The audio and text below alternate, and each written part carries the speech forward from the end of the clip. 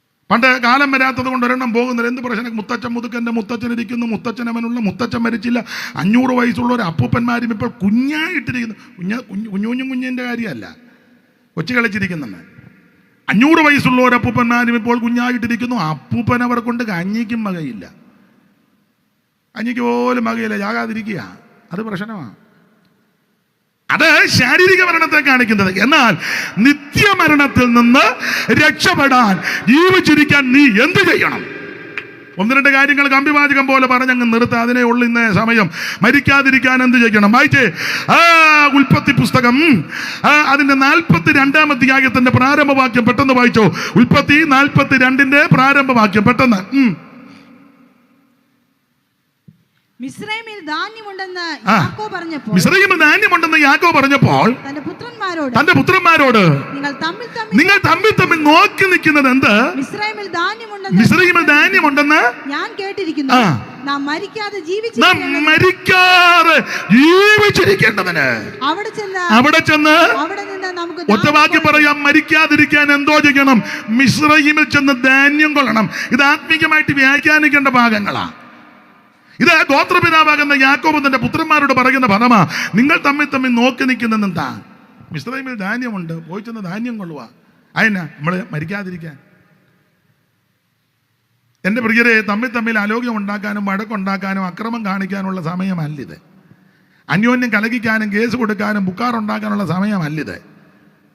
ഇത് നല്ല സമയം ദൈവം നിനക്ക് തന്നിരിക്കുക. ഈ സമയം അന്യോന്യം പഴിചാരാതെ വേദപുസ്തകം പഠിപ്പിക്കുക.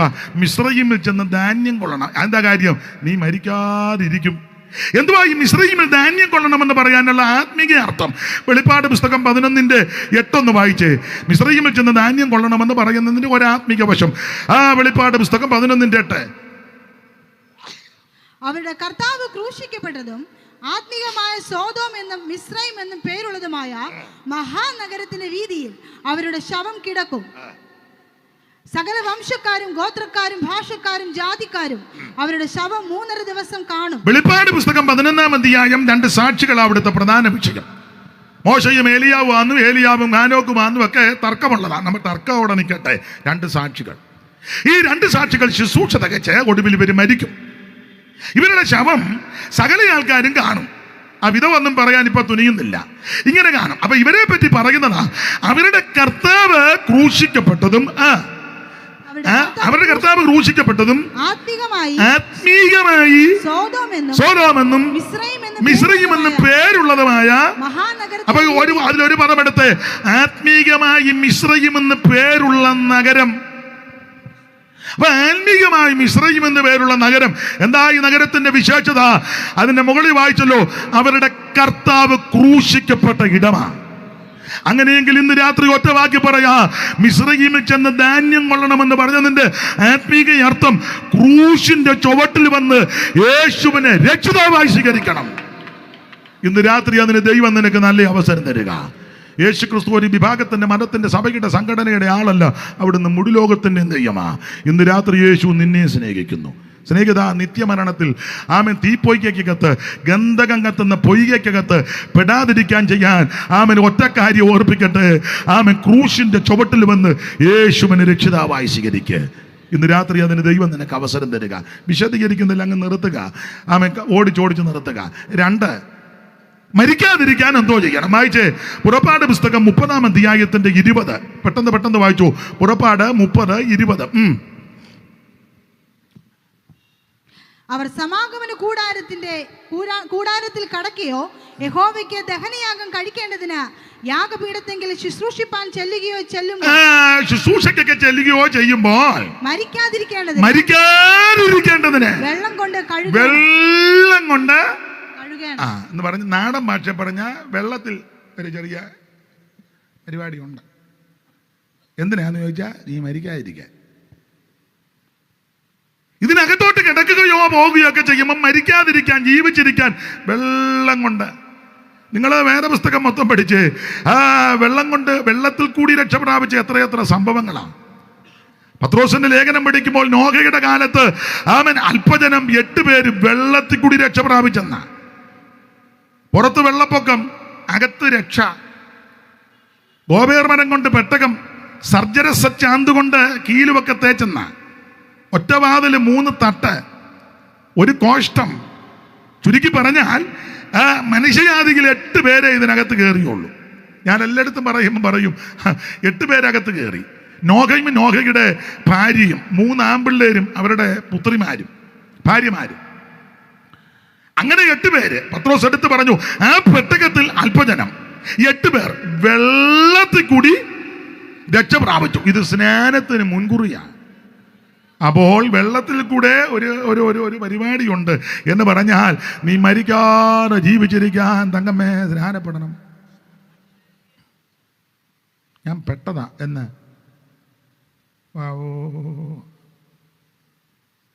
അത് പെട്ടു. നീ വെള്ളത്തിൽ, ഇത് ഞാൻ ഒരു സഭയുടെ ആളല്ല. യാക്കോബ, മാർത്തോമ, റീത്ത്, ലത്തീന്, ലണ്ടന്, DMS, എന്തിക്കോസ്, വെതറ്, പിന്നെ ഏതാ അല്ല തള്ള പറഞ്ഞ സാൽവേഷൻ ആർമി. ഞാനേ എൻ്റെ അമ്മയ്ക്ക് 2ാമത്തെ പ്രസവത്തിൽ ഞങ്ങൾ 3 ആൺകുട്ടികളായിരുന്നു. അമ്മ പറഞ്ഞു കേട്ടിട്ടുണ്ട് 3 ആൺകുട്ടിക്ക് ഒരു മാംസക്കഷണമായിരുന്നെന്നാണ്. എൻ്റെ അമ്മ പറഞ്ഞിട്ടുണ്ട്, ഒരു 4-5 മാസം വയറ്റിലായതിനു ശേഷം അമ്മ കിടന്നുറങ്ങിയിട്ടില്ല, ഇരുന്നാ ഉറങ്ങുന്ന. വയറുമുണ്ട്. 3 ആൺകുട്ടികൾ ഒരു മാംസക്കഷണവാ. സഹോദരിമാർക്ക് ഇത് പറയാൻ മനസ്സിലാകും. അങ്ങനെ പ്രസവ സമയത്ത് ഒത്തിരി ബുദ്ധിമുട്ട് നേരിട്ട് എൻ്റെ അമ്മയുടെ വീട് ഇവിടെ ഇറ്റിത്താനത്താണ്, ഒറ്റപ്പിളാമൂട്ടിലെയാണ്. വേണ്ടപ്പെട്ടവരൊക്കെ ഇവിടെ വാഗത്താനത്ത് കൊണ്ട് കുഞ്ഞാനയൊക്കെ വേറെ ഒത്തിരി പേരുണ്ട്. അപ്പോൾ ഒറ്റപ്പിളാമൂട്ടിലെ എൻ്റെ അമ്മ, കുഞ്ഞുമൻചാൻ്റെ അമ്മ നടപ്പുറത്തെയാണ്, വേറൊരമ്മയുണ്ട് കുന്നേലമ്മ. അപ്പം അമ്മ പറഞ്ഞു കേട്ടിട്ടുണ്ട്, പ്രസവ സമയത്ത് ഒത്തിരി ബുദ്ധിമുട്ട് നേരിട്ടു. പറഞ്ഞു കേട്ടുള്ള അറിവാ. ആദ്യം ഒരു കാലാ പറഞ്ഞത്. ഇന്നത്തെ ചികിത്സാ സമ്പ്രദായം ഒന്നുമില്ല. എൻ്റെ അമ്മാച്ചനെ കരുണാകരനെ പറഞ്ഞുള്ള അറിവാന്നേ എടുത്ത് തോളയിലിട്ട് വണ്ടിയോ വെള്ളം വല്ലതും ഉണ്ടോ. അപ്പം അമ്മയൊക്കെ പറഞ്ഞു കേട്ടിട്ടുള്ളതാ പിന്നീട് കാലി എന്നടിക്കുകയായിരുന്നെന്ന്. എങ്ങനെയോ ആശുപത്രി കൊണ്ടുപോയി. അന്നത്തെ കാലത്ത് അവിടെ ചെന്നപ്പോൾ ഡോക്ടർമാർ പരിശോധിച്ച് പറഞ്ഞു രക്ഷപ്പെടുകയില്ലെന്ന് പറഞ്ഞു. ഒന്നെങ്കിൽ ഈ പെണ്ണിനെ രക്ഷപ്പെടുത്തുമില്ലേ പിള്ളേർ പോവും. അപ്പം എൻ്റെ വല്യമ്മച്ചി, അമ്മയുടെ അമ്മ, അമ്മച്ചിയുടെ പേര് കല്യാണിയമ്മ എന്നാ, പിന്നെ കാളിക്കൊച്ചെന്നാണ് എല്ലാവരും വിളിക്കുന്നത്. മറ്റേ അല്ല, ഇത് വേറെ. പുള്ളിക്കൊരു ചിരി, അത് വേറെ. പുള്ളിക്കാരി വലിയ മിടുക്കിയാ. അപ്പം വല്യമ്മച്ചി ഡോക്ടറോട് കയറി പറഞ്ഞു, കൊച്ചുങ്ങളെല്ലാം ചത്തോട്ട് എൻ്റെ പെണ്ണിനെ തരാൻ പറഞ്ഞു. കാരണം അമ്മയ്ക്ക് ഒറ്റ മോളെയുള്ള എൻ്റെ അമ്മ. വല്യമ്മച്ചിക്ക് 5 ആൺപിള്ളേരുണ്ടായിരുന്നു, 5ഉം മരിച്ചു. പിന്നെ എൻ്റെ അമ്മ മാത്രമേ ഉള്ളൂ. അതാ അമ്മ കയറിയേറ്റത്. വല്യമ്മച്ചി പറഞ്ഞു, കൊച്ചുങ്ങളെല്ലാം ചത്തോട്ട് എൻ്റെ പെണ്ണിനെ രക്ഷപ്പെടുത്തണമെന്ന്. ഡോക്ടർ പറഞ്ഞു നോക്കട്ടെ. അങ്ങനെ അന്നത്തെ ചികിത്സാ സമ്പ്രദായം, അമ്മയുടെ ഭാഷയാകട്ടെ, എനിക്കതിൻ്റെ ശാസ്ത്രീയ വശം എന്താ കറണ്ട് അടിച്ചെന്നൊക്കെയായി പറയുന്നത്. അങ്ങനെ പ്രസവിപ്പിച്ചെന്നാ. 3 ആൺകുട്ടികളെ പ്രസവിച്ചു. ഡോക്ടർമാർ വിധി കരുതി ചത്തുപോയെന്ന് 3.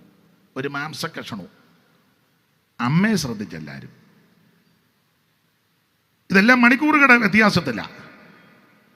വെളുപ്പിന് ഈ കുഞ്ഞുങ്ങളെ 3ഉം പൊതിഞ്ഞ്, ഈ മാംസക്കഷണവും പൊതിഞ്ഞ് വീട്ടിൽ മറവ് ചെയ്യാൻ ഒരു സിസ്റ്റർ വന്ന് പൊതിഞ്ഞുകൊണ്ടിരുന്നപ്പം ഒരു കൊച്ചിൻ്റെ കാലൊന്ന് അനങ്ങിയെന്ന്. ഉടനെ ഓടിച്ചെന്ന് ഡോക്ടറോട് പറഞ്ഞു, ഒരു കൊച്ചിൻ്റെ ജീവനുണ്ട്, നീ തോന്നിയതാ കൊടുത്തേക്കാൻ പറഞ്ഞു. അമ്മയ്ക്ക് വേണ്ട ക്രിയകൾ ചെയ്യുക. ഇവർ വീണ്ടും വന്ന് നോക്കിയപ്പോൾ കൊച്ചു പിന്നെയും കാല് പറപ്പിച്ചു. അവർ നിർബന്ധിച്ചു കൊണ്ടുവന്ന് ഡോക്ടറെ കാണിപ്പിച്ചപ്പോൾ അവർക്ക് മനസ്സിലായി. അങ്ങനെ എടുത്തുകൊണ്ട് പോയി ആ കൊച്ച് രക്ഷപ്പെട്ടു. പണ്ടൊരമ്മ എന്നോട് ചോദിച്ചു, ആ കൊച്ചിപ്പോൾ ഉണ്ടോ എന്ന് ചോദിച്ചു. ഞാൻ പറഞ്ഞു അതുണ്ട്. അതാ ദൈവം പ്രവർത്തിക്കും. മോൻ്റെ വീട് എവിടെയാന്ന് അതാ അമ്മയ്ക്കറിയാം. അല്ല ഈ ഇടയ്ക്ക് ഇരുന്ന് ഉറങ്ങിപ്പോയത്, അതാ വിഷയമായത്. അപ്പം അങ്ങനെ ജനനത്തിൽ വെച്ച് ഞാൻ ഈ ലോകത്തിൽ നിന്ന് മാറ്റപ്പെടേണ്ടതാണ്. അത്ഭുതകരമായിട്ടാണ് രക്ഷപ്പെട്ട്.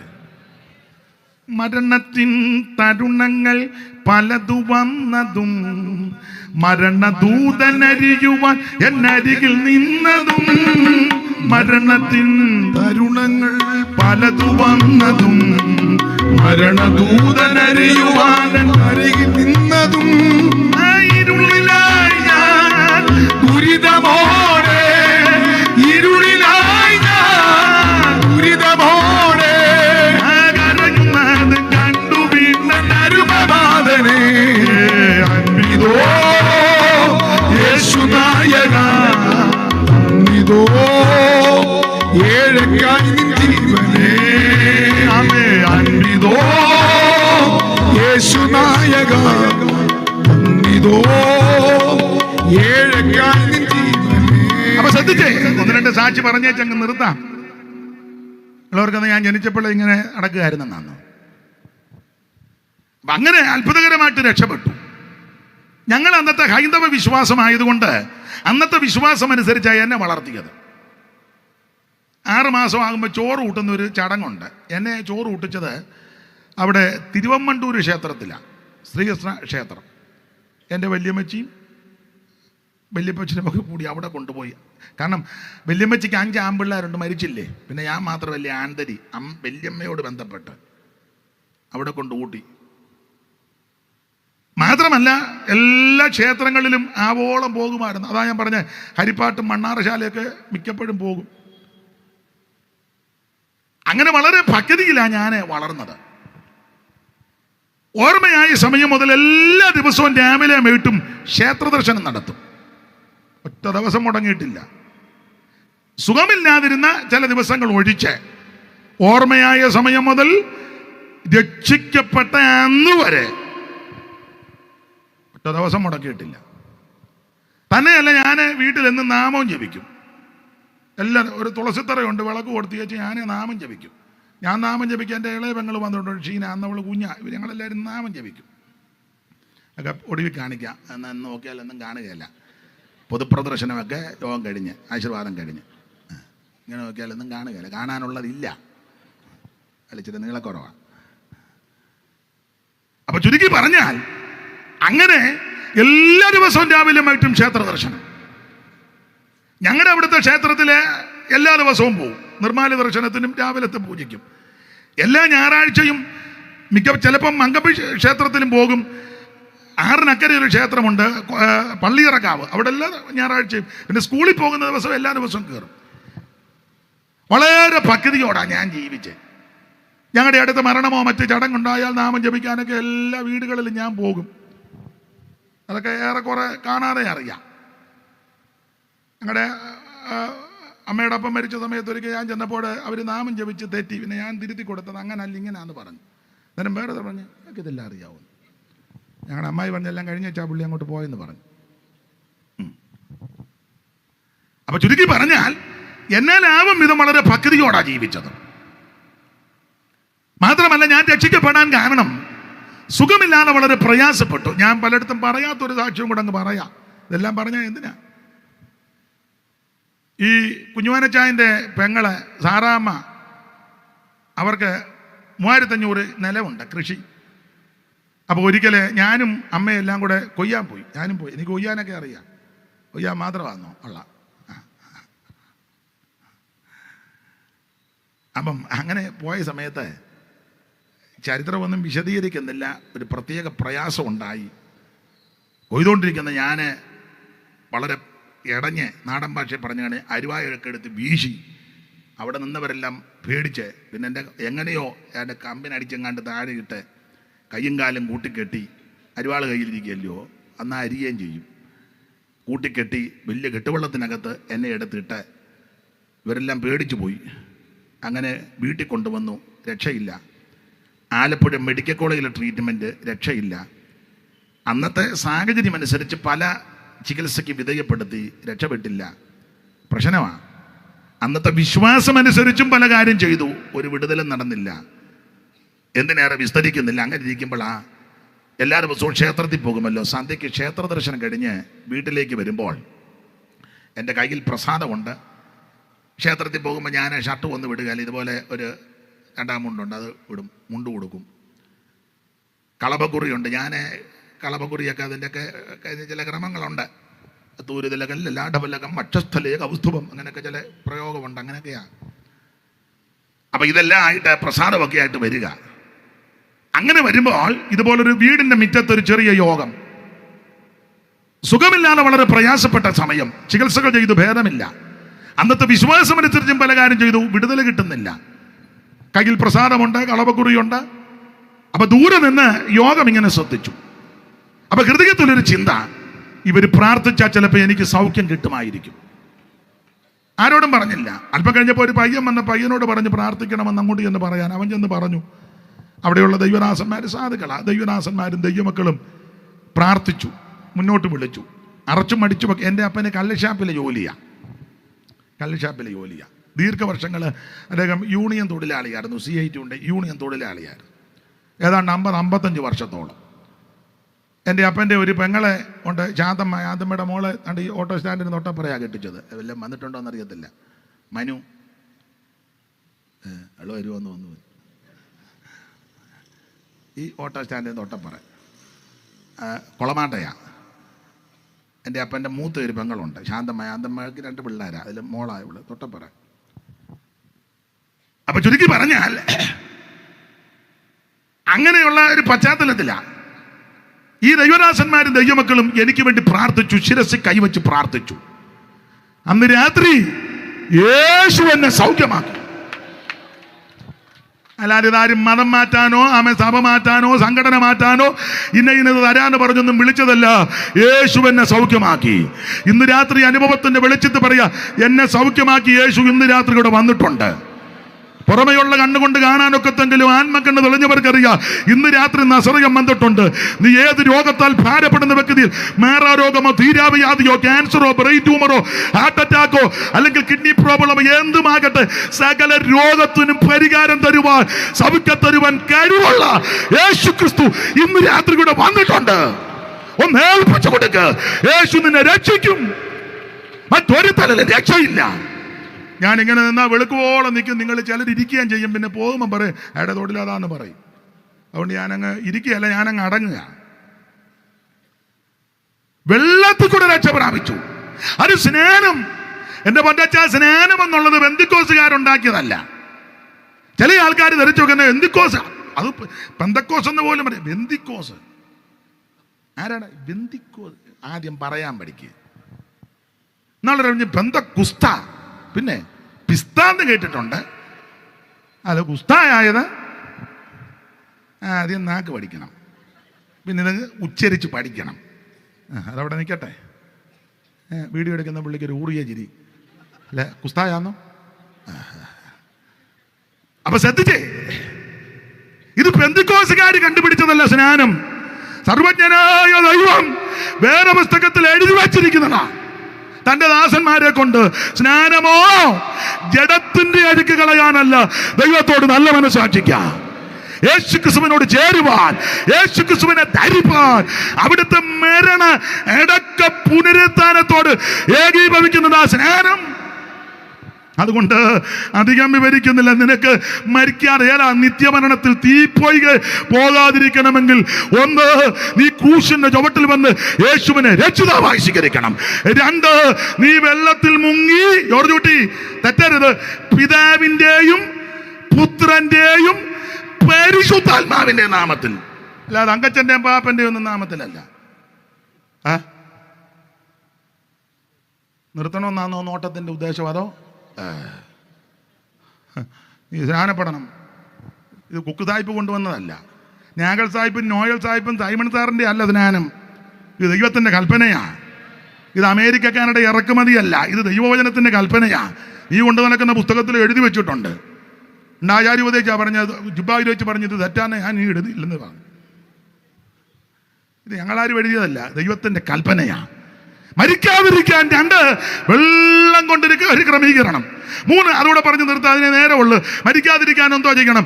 28:35 വായിച്ചേ. പുറപ്പാട് 28:35. ശുശ്രൂഷ ചെയ്യുകയിൽ ധരിക്കണം. പിന്നെ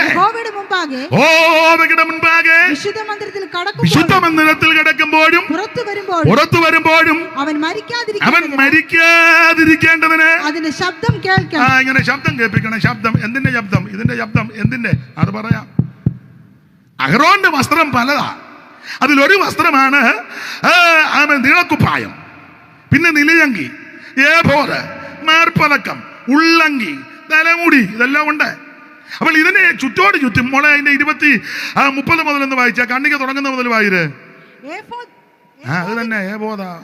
ഏഫോദിന്റെ അങ്കി മുഴുവനും, ഏഫോദിന്റെ അങ്കി മുഴുവൻ നീലനൂൽ കൊണ്ട് ഉണ്ടാക്കണം. നീലനൂല് കൊണ്ട് ഉണ്ടാക്കണം. പിന്നെ അതിന്റെ നടുവിൽ തലകടപ്പാൻ ഒരു ദ്വാരം വേണം. അത് വേണം. പിന്നെ ദ്വാരത്തിന് നെയ്ത്തുപണിയായ ഒരു നാട ചുറ്റിലും വേണം. അത് കീറിപ്പോകാതിരിക്കാൻ. അത് കീറിപ്പോകാം, പറിച്ചു കീറരുത് അരിച്ചം വരുമ്പം. കവചത്തിന്റെ ദ്വാരം പോലെ അതിനുണ്ടായിരിക്കണം നീലനൂൽ, ധൂമ്രനൂൽ, ചുവപ്പുനൂൽ എന്നിവ കൊണ്ടും ചുറ്റും. നീലനൂൽ, ധൂമ്രനൂലും ചുവപ്പും പീറ്റിച്ചാത്ത പഞ്ഞി നൂലും, നീലനൂൽ, ധൂമ്രനൂലും ചുവപ്പും പീറ്റിച്ചാത്ത പഞ്ഞി നൂലും, നാലു നിറം കലർന്ന പ്രാകാരത്തിൽ പല നീലൻ ഊതിച്ചേലോകിന്റെ ശീല ഗുണമോരോ ഓതും നീലോകർക്ക് എന്തു മനോഹരമേ ഈ കാണുന്നതെന്തോ അതിശയമേ. അപ്പോൾ ഈ നൂലുകളാ, നീലനൂല്, ധൂമ്രനൂൽ, ചുവപ്പുനൂൽ എന്നിവ കൊണ്ട് ചുറ്റും അതിന്റെ വിളിമ്പിൽ മാതളപ്പഴങ്ങളും.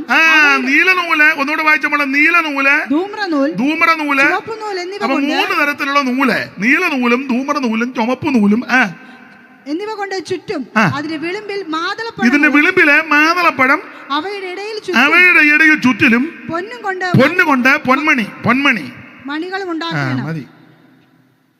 അപ്പൊ ഒരു മാതളപ്പഴം, ഒരു പൊന്മണി, പിന്നെ ഒരു മാതളപ്പഴം, ഒരു പൊന്മണി ഇതിന്റെ ചുറ്റും, ഈ വസ്ത്രത്തിന്റെ ഏബോദിന്റെ ചുറ്റിലും അവന്റെ വിളിമ്പില്. ഇത് ധരിച്ചോണ്ടാണ് അകത്തോട്ട് കയറുന്നത്. അപ്പൊ അകത്ത് ശുശ്രൂഷയ്ക്ക് പോവുകയും എടുക്കുകയും ചെയ്യുമ്പോൾ അകത്ത് നിൽക്കുമ്പോൾ ഇതിന്റെ ശബ്ദം കേൾപ്പിക്കണം. ഇതിന്റെ ശബ്ദം കേൾക്കണമെങ്കിൽ ഈ മാതളപ്പഴവും പൊന്മണി ഇപ്പോഴേ ഇരിക്കുന്ന ഈ മാതളപ്പഴത്തെ ഒന്ന് മുട്ടുമ്പം ഒരു ശബ്ദം കേൾക്കണീൻ. അപ്പൊ ഈ മാതളപ്പഴം ഇപ്പുറത്തെ പൊന്മണി ചെന്ന് ഒരടി, അതാ ഇടയ്ക്കിടയ്ക്ക് ഉറി. അപ്പൊ അപ്പുറം ഇരുന്നുള്ള അപ്പം മറ്റേ തള്ള വിക്ടറി. ഇതൊക്കെ എഴുതാൻ പറഞ്ഞാൽ തള്ളക്ക് അറിയാം, എല്ലാം വെച്ച് കീറ്റുക. ഇതിന്റെ ശബ്ദം കേൾക്കണം, ശബ്ദം. അപ്പൊ ഈ അഹ്റോൻ ഇത് ധരിക്കുമ്പോൾ ഇതിന്റെ ശബ്ദം കേൾപ്പിച്ചുകൊണ്ടിരിക്കണം. അങ്ങനെ ശബ്ദം കേൾക്കണമെങ്കിൽ നീ ഇങ്ങനെ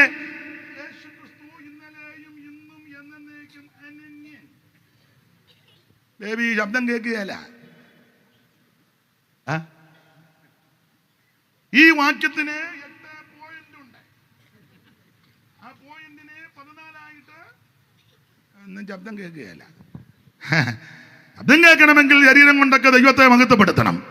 നിങ്ങളെ വിലയ്ക്ക് വാങ്ങിയിരിക്കാൻ താന്തങ്ങൾക്കുള്ളവരല്ല.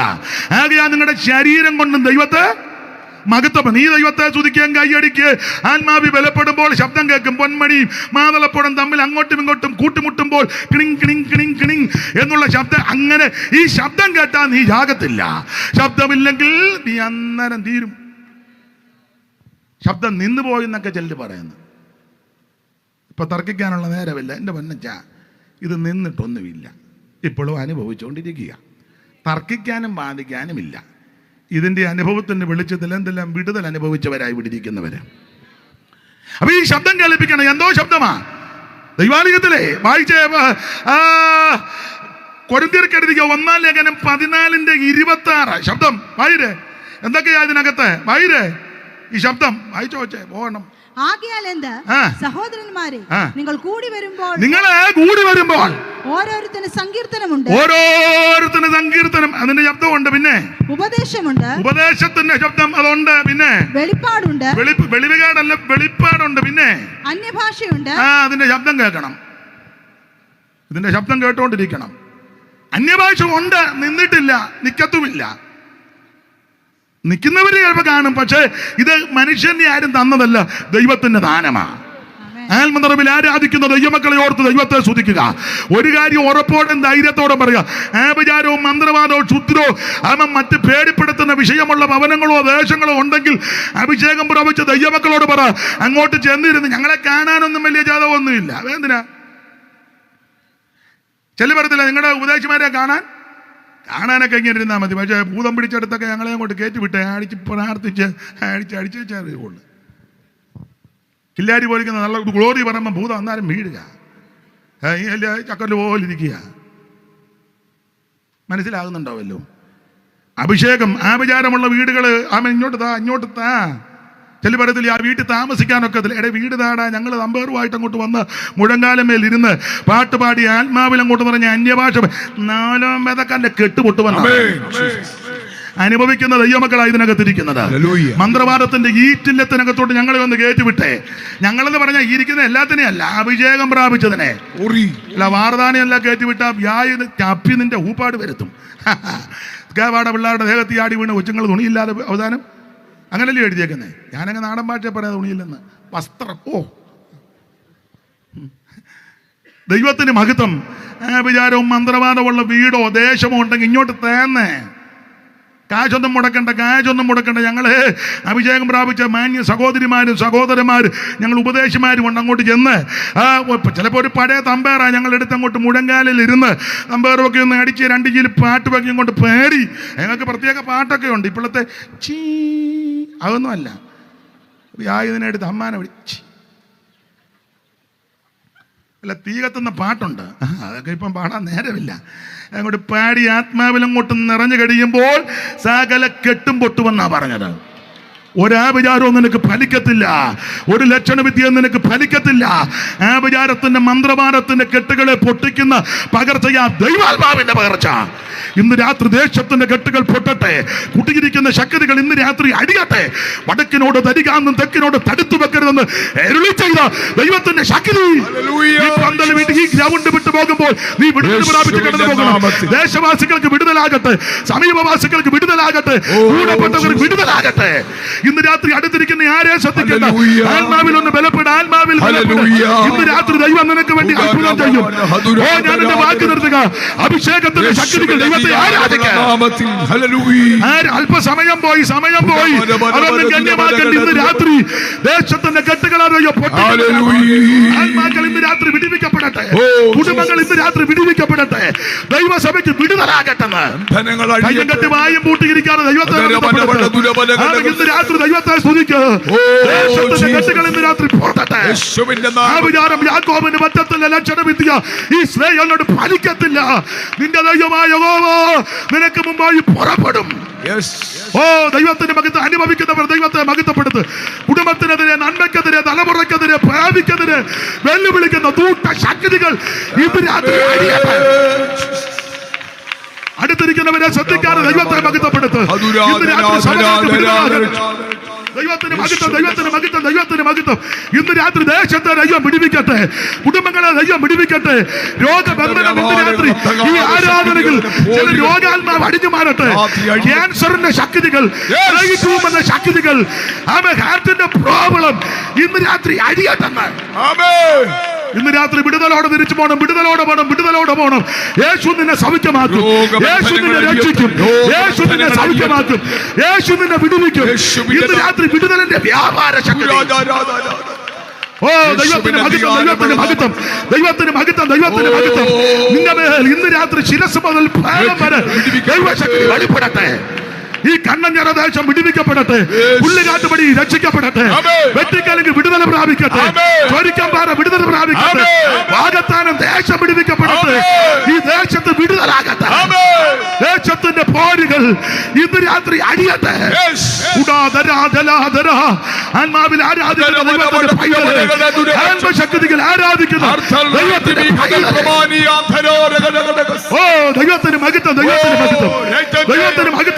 മഹത്വം.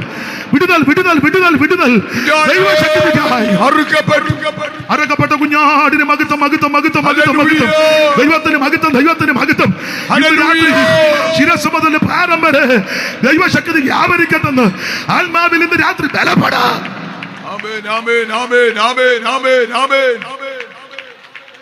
ദൈവത്തിന് മഹത്വം.